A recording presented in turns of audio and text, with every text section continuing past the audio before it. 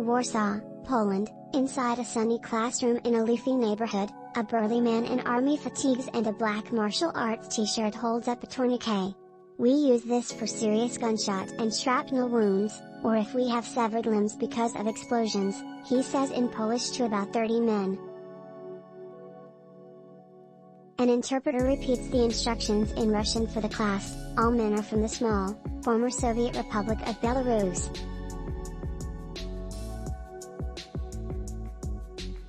They're learning first aid before heading to Ukraine, where they will join the Kastus Kalinouski Battalion, an all-Belarusian volunteer brigade that fights alongside Ukrainian soldiers. We have this motto, for our and your freedom, says Pavel Kukhta, a brigade leader in charge of new recruits who "We're totally in solidarity with Ukrainian people." Belarusians like Kukhta see Ukraine's defense against Russia as inextricably linked to Belarus' fate as a future democracy free of Kremlin influence. The idea is that Russia's defeat in Ukraine would both deal a blow to the Russian President Vladimir Putin's imperial ambitions and bring down his close ally, Belarusian leader Aleksandr Lukashenko. The resistance includes volunteer soldiers as well as activists and ex-spies opposed to Belarus' authoritarian president.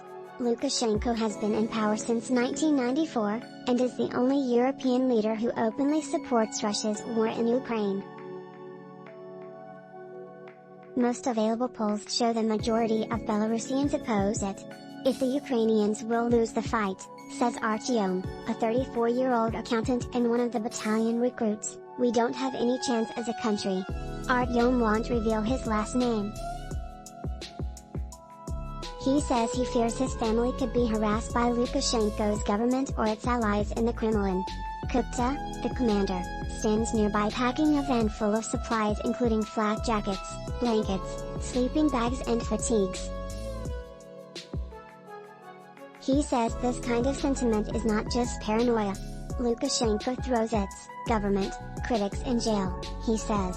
We have elections which are suspicious, we have protests, we have repression, we have people arrested, and we have people forced to flee the country, says Belarusian activist Hanna. This is the story of the Belarusian diaspora.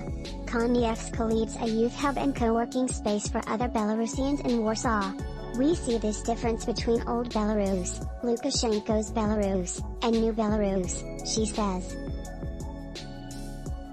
Everybody believes that Belarus can be better because people really want it. Lukashenko's quarter-century reign has earned him the title, Europe's last dictator. His most serious challenge came in 2020, when Sviatlana Tsikhanouskaya, a charismatic English teacher, drew huge crowds supporting her.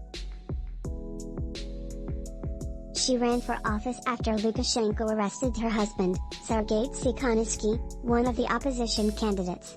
Lukashenko declared a landslide victory in the election, but observers said it was rigged.